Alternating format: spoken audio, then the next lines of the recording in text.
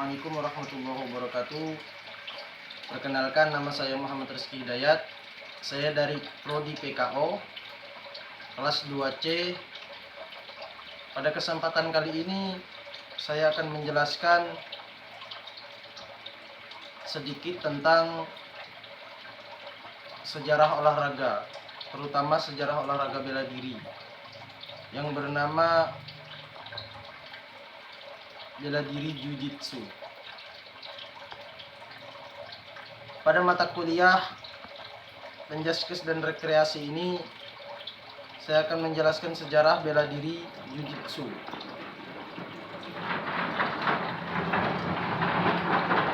Sejarah seni bela diri Jiu-Jitsu dan perkembangannya di Indonesia. Jiu-Jitsu dalam bahasa Jepang disebut juga dengan Jiu-Jitsu dan juga bisa disebut dengan Jiu-Jitsu atau Jiu-Jitsu. Adalah nama dari beberapa macam aliran bela diri dari Jepang. Tidaklah betul jika dikatakan bahwa Jiu-Jitsu mengacu pada satu macam bela diri saja. Jiu-Jitsu pada dasarnya adalah bentuk-bentuk pembelaan diri yang bersifat defensif dan memanfaatkan yawaragi atau teknik-teknik yang bersifat fleksibel, di mana serangan dari lawan tidak dihadapi dengan kekuatan, melainkan dengan cara menipu lawan agar daya serangannya tersebut dapat digunakan untuk mengalahkan dirinya sendiri. Lanjut, sejarah bela diri Jiu-Jitsu. Bangsa Jepang selama berabad-abad telah menciptakan bermacam-macam bela diri yang sebagian besar masih ada hingga kini. Salah satu bela diri dari Jepang yang tertua adalah Jiu-Jitsu, yang kadang-kadang dilafalkan oleh orang non-Jepang, contohnya oleh orang Indonesia sebagai Jiu-Jitsu atau juga bisa disebut Jiu-Jitsu. Seni bela diri ini diciptakan oleh para prajurit samurai sejak tahun 880 sampai 1868 Masehi. Dan sampai sekarang masih dianggap sebagai seni bela diri yang sangat efektif untuk sarana pembelaan diri, terutama bagi para penegak hukum. Dan jajaran Kaisatsukai, Kepolisian Jepang, NYPD, Kepolisian New York, dan LAPD, Kepolisian Los Angeles, Amerika Serikat, masih mengajarkan Jiu-Jitsu sebagai bagian dari pembekalan anggotanya dalam bertugas. Para anggota tentara Amerika, Jepang, dan Indonesia juga mempelajari Jiu-Jitsu untuk memperkaya materi dalam persiapan tugas di lapangan. Perkembangan Jiu-Jitsu di Indonesia. Bela diri Jiu-Jitsu masuk ke Indonesia saat masa pergolakan Perang Dunia Kedua sekitar tahun 1942.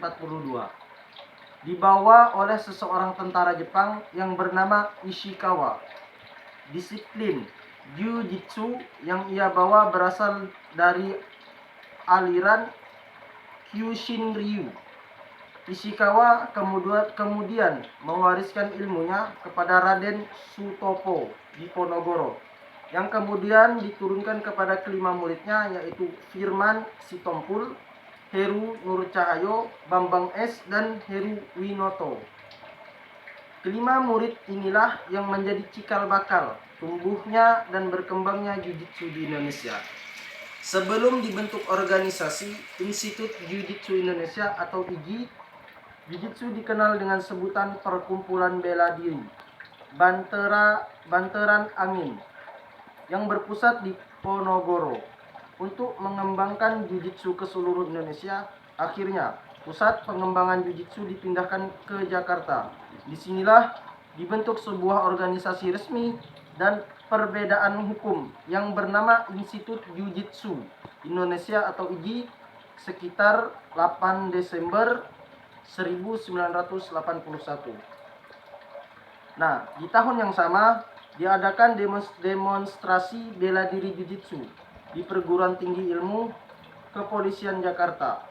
Akhirnya, Jujitsu berhasil mendapatkan penghargaan serta pengakuan dari staf Kedutaan Besar Jepang. Kini, Institut Jujitsu Indonesia telah menjadi anggota ke-12 World Council of Jiu-Jitsu, organisasi yang berpusat di London, yang menjadikan Jiu-Jitsu sebagai bela diri resmi Polri dan berbagai kesatuan militer seperti Kopassus, Kostrad, Paspamres, Marnir, dan lain-lainnya. Bahkan Jiu-Jitsu juga dikembangkan di sekolah-sekolah, instansi swasta maupun instansi pemerintah dan perguruan tinggi.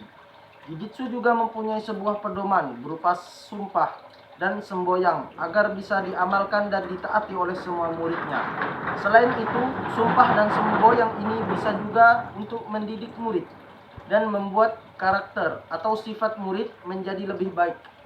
Adapun sumpah dan semboyang Jiu-Jitsu sebagai berikut. Yang pertama, sumpah Jiu-Jitsu. Yang ke-1, bertakwa kepada Tuhan Yang Maha Esa. Yang kedua, taat kepada orang tua. Yang ketiga, sanggup menjaga nama baik Jiu-Jitsu. Yang keempat, bersikap kesatria dan jujur. Yang kelima, taat pada pelatih. Itu sumpah-sumpah Jiu-Jitsu. Yang kedua, semboyang Jiu-Jitsu. Yang pertama, berlatih Jiu-Jitsu demi kemanusiaan. Yang kedua, tidak boleh sombong. Yang ketiga, melindungi yang lemah, berdiri di pihak yang benar. Yang keempat, Jiu-Jitsu hanya digunakan dalam keadaan terpaksa atau terdesak. Yang kelima, dalam latihan tidak ada tawa dan tangis. Mungkin ini saja penjelasan dari saya tentang sejarah olahraga, terutama olahraga bela diri aliran Jiu-Jitsu. Sekian, terima kasih.